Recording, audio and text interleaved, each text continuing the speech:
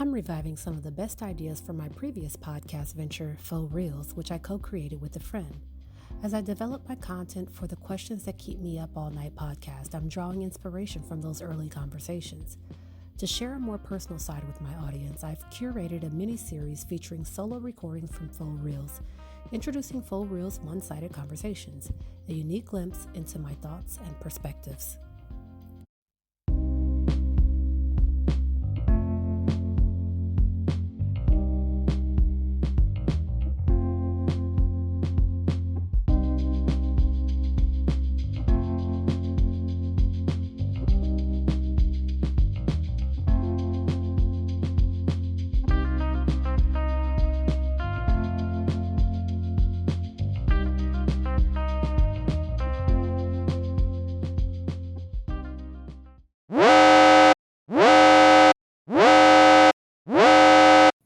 I quickly want to say that I recorded this before I got married, and this is for conversational purposes only.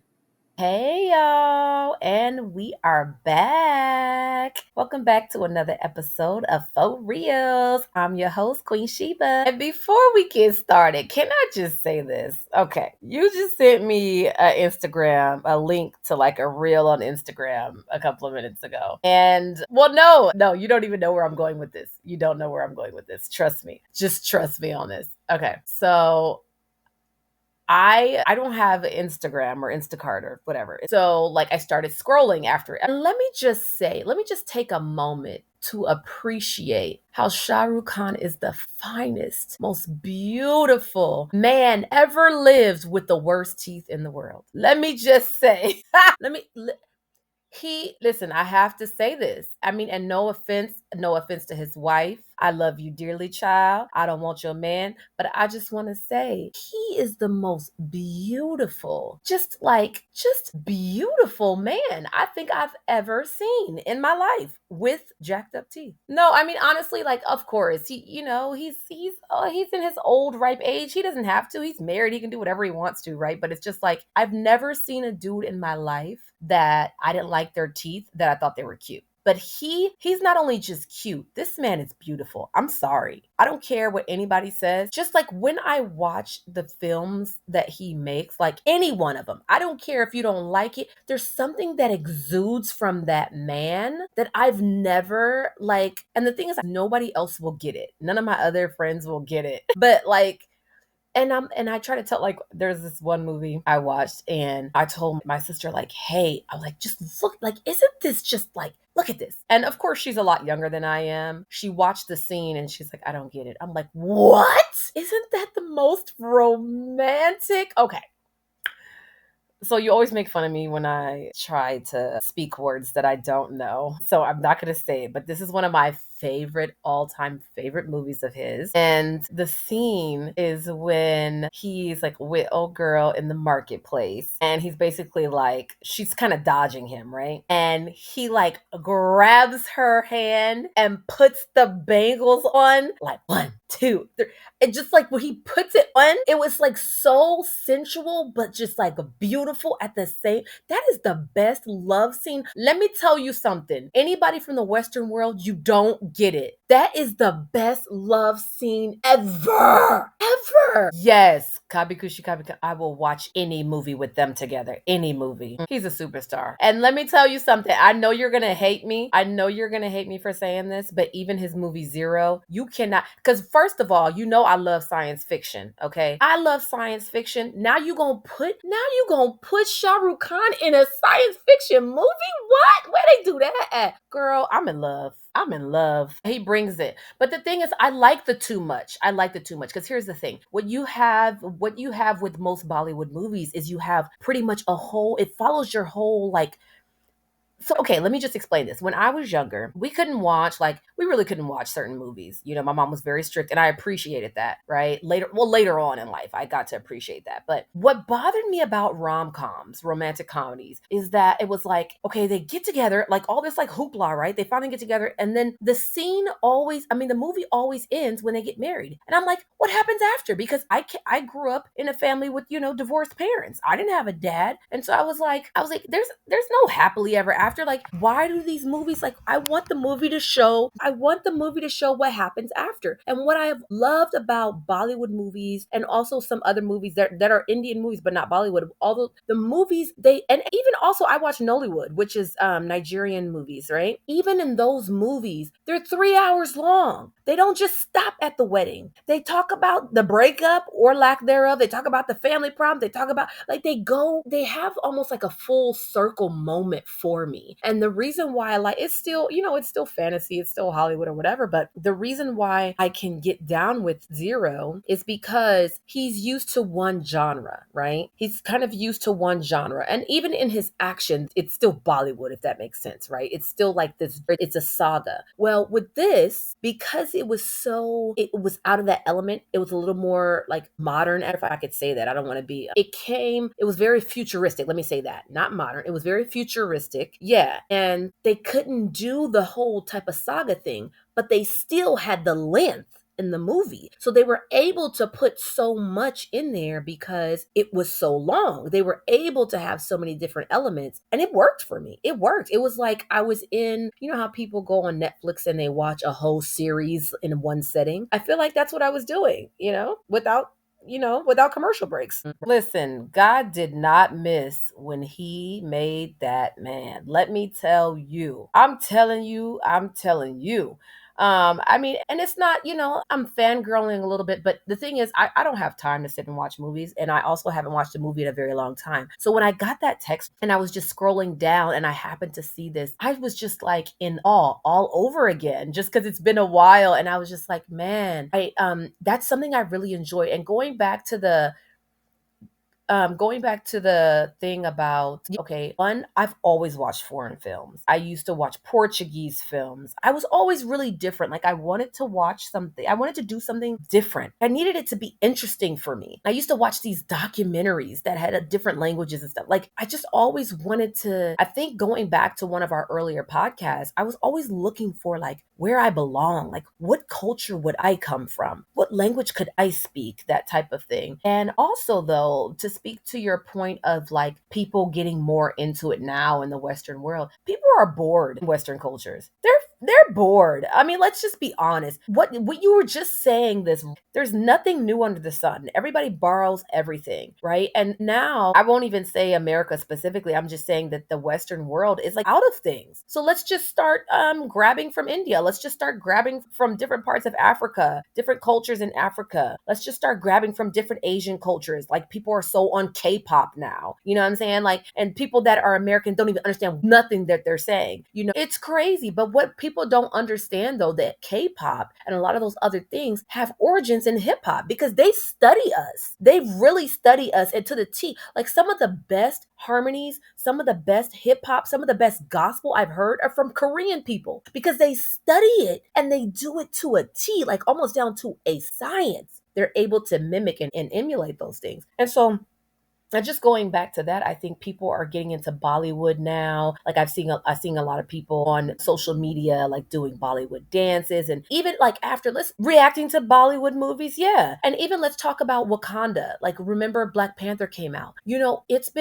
been for never, okay? I said for never. It has been for never since we had an all black cast that grossed that much money on a movie. And it's because nobody wanted to pour into black people, and they said you cannot have an all black. It wasn't just an all black cast. It was produced by black people. It was an all black cast, black designers, all kinds of everything, writers, all of those things.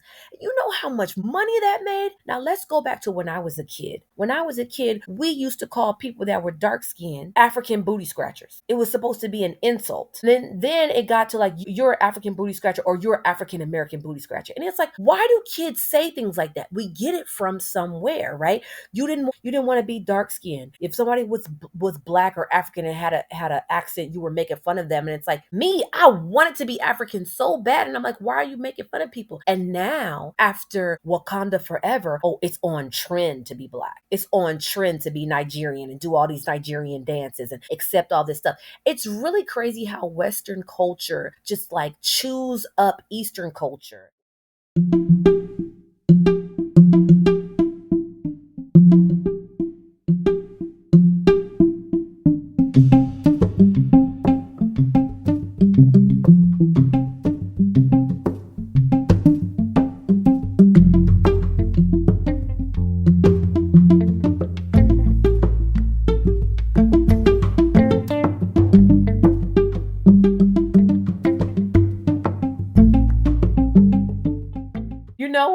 want to say that leads me into something that we were talking about a while ago. I think part of that is people being naive. The other part is, people being stupid. And then there's another part of people wanting to connect. And I think that that's where I fall into. So the third part of people wanting to connect, because I know we talked about this before, right? So I'm like, you know how people are like, I have a white friend, or I have a black friend, or I have an Indian friend, like that type of thing, right? But think about it like this. When you look at it from the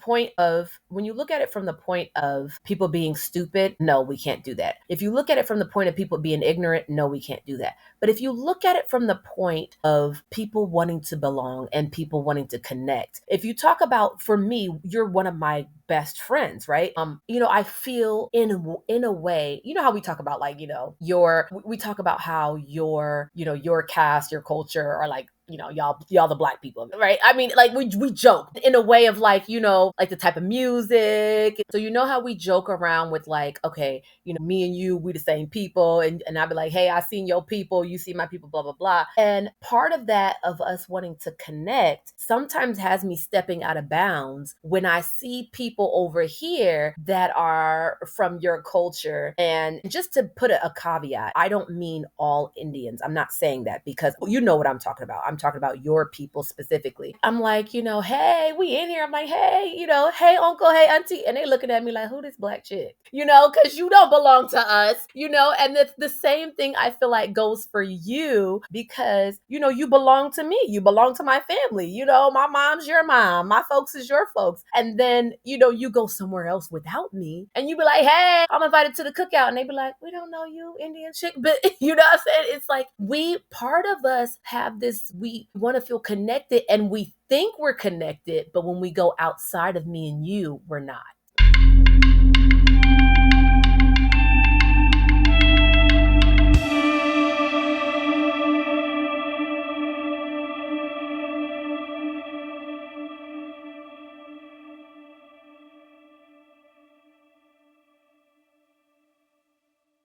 Yeah, I mean, I think for a moment, but when I see their looks back at me, I'm like, oh yeah, I'm not with her. She not standing next to me. Yeah, I think I get ripped back into reality very quickly, which is okay, because I mean, I think that's another podcast, but we talked about how you weren't exposed to other people and you had this perception. And same for me. I don't know if I had a perception. I've always been very accepting of other cultures. I've always been very interested in other cultures. But yeah, like, I guess I don't think I had any preconceived notions. I didn't have a notion at all. But now that I know you very well, we've had plenty of conversations, and no, you don't know about somebody's culture just from films, but pop culture in any culture is a quick look into the lifestyle. And by the way, let me go back. When I say pop culture, let me go back to what you were saying about, and I know you didn't say this, but America definitely has a culture, right? It's America. That's their culture, if you get my drift. They have a culture, when it's like, come to this country, learn how to speak American. Like, America has a culture. There are so many subcultures within American culture, because we are a melting pot, because everybody comes here, because every single one, let me say it again, every single one, I'm gonna say it one more time in the back, every single one of y'all that came to America, sans the Native American people, are immigrants. Every single one of y'all. So any of y'all Americans who believe you American and this is your country, it's not. It's everybody's country, because we all immigrated here. Some of us didn't want to. Some of us were brought here. Some of us came here against our will. Some of us came here for a better life. But at the end of the day, unless you were a Native American and native to this country, whatever color that might be, because there were different colors that were native to this country, whatever that might be, unless you are that, you do not own rights to this land. And I say that to say, the reason why people now are so gung-ho about Bollywood, Nollywood, or, Korean dramas, or all these other films, is because the melting pot is growing. People are merging. America is becoming more and more diversified. It's becoming less and less homogenous. Is that what, am I saying it right? It's becoming less and less homogenous. And it's just so, the word for it? Everybody is so mixed. Yeah, we're all so diverse, you know? People are like a quarter this, a quarter that, a quarter this. And so yes, they would want to learn about Bollywood culture and Nigerian culture and Kenyan culture and Somali because they're around people of all those different cultures now. Yeah, so I'm going to do the short answer for this. The short answer for this is if you are not white, you are never a native. The reason why I say this is because if you are so far removed from your mother tongue, not necessarily your mother tongue, your motherland and all of that stuff, because there are people that don't live. Let's just take, for example, China. Okay. People grew up in China. There are people that are still in China. They come to visit. They have their Chinese customs and everything, right? Um, but then there's people whose parents came here from China and they were born here in America. But they have their American side, but then they still may speak whatever language they speak at home and they have their cultures at home. See, the thing is their culture is still intact at home, but then they're also being brought up American. But when it comes down to people of color, the difference between people of color and white people get to be proud to say they have an Irish heritage. White people get to be proud to say we're from across the pond, we're from England. White people get to be proud to say that they're Scottish. White people get to be proud to say that, I'm Italian. They get to be proud. So they can fully say that they're American. They can be third, fourth, fifth generation American and still be super proud that they're Irish, that they have Irish heritage. And nobody gets mad at them for that. But the minute a person of color says they're American, but then they're speaking another language, Cantonese or whatever they're speaking, then they're like, you're in America, learn how to speak. If you should be proud, you should be happy you have these opportunities. But they're not allowed to be proud of their heritage. Exactly. Exactly. So that's where the in-between comes. The in-between comes with parents being scared to give their kids too much connection to their motherland because they don't want them to feel outcast in America. But then you are American because you were born here. So as an American, now you should still get the perks of being American as all immigrants, white included, that came to America. It just doesn't work like that. And that's a colonization mentality. And that's the word. We're not minorities. We need to stop saying that. A minority is someone who needs to be taken care of. A minority is somebody that's less than, right? And yeah. Well, that's true. Minority is lesser population, but it's used as a derogatory term. No, because it's not. But let's go back to minority though. It started as that. But if you think about it like this, we were not the minority, we were the majority. And because we were the majority and Black people started to be free, they didn't want us to be the majority anymore. We were overpopulating. So that's where Ellis Island comes in, where they were trying to bring in immigrants from European nations so that they would then again be the majority. So if you think about that, it's like, yeah. Even know if at this point in history they choose to stay the same, it's just that I don't think it can change. It's the human condition. This is an age-old situation. Yeah, it really is. And then just to think about, those of us, and I'm going to put myself in a category with other people, those of us who feel like we have no culture. Like I can't say, like technically I'm American, right? But I can't tell you where my parents came from. I can't tell you where my forefathers came from because I don't know. What I know is that they came from the South, and then before that, they came from a slave ship. That's what I know. And so there's no staking claim to anything, right? And in that, it's scary because Africans don't want us and Americans don't want us. Where do we stand?